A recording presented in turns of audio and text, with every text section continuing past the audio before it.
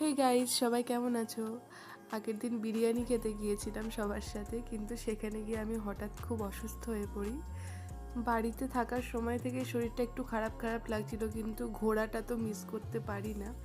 এই দেখো, দিদি কিন্তু আমার জন্য জল নিয়ে আসছে। আমি হঠাৎ ওখানে গিয়ে খুব বমি করতে শুরু করি, হঠাৎ করে খুবই শরীর খারাপ হয়ে পড়ে।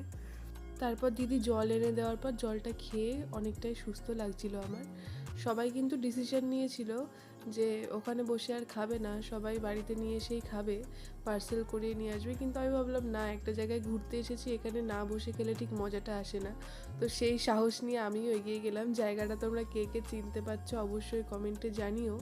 কাদের কাদের এখানকার বিরিয়ানির টেস্ট খুব ভালো লাগে সেটাও অবশ্যই জানিও। আমার আর আমার বরের তো এখানকার বিরিয়ানি খুবই ফেভারিট।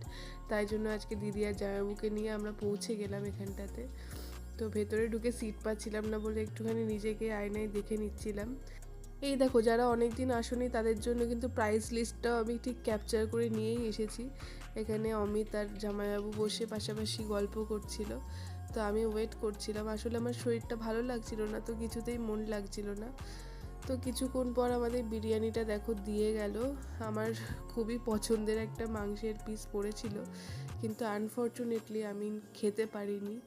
যে অমিত খাচ্ছিল, আমি খেতে পারিনি বলে ওকে আবার জিজ্ঞাসা করছিলাম কেমন লাগছে খেতে। ও বলছে খুবই ভালো লাগছে। আর আমি মুখে হাত দিয়ে ওয়েট করছি বাড়িতে আসার জন্য। আমারটা আমি প্যাকেজিং করিয়ে নিয়ে এসেছিলাম, পরে সুস্থ হলে খাবো। সবার খাওয়া দাওয়া শেষ হলে আমরা বেরিয়ে পড়লাম বাড়িতে যাওয়ার উদ্দেশ্যে। তো বাই ফ্রেন্ডস, আজকের ভিডিওতে এইটুকুই। আবার পরের ভিডিওতে খুব তাড়াতাড়ি দেখা হচ্ছে তোমাদের সাথে।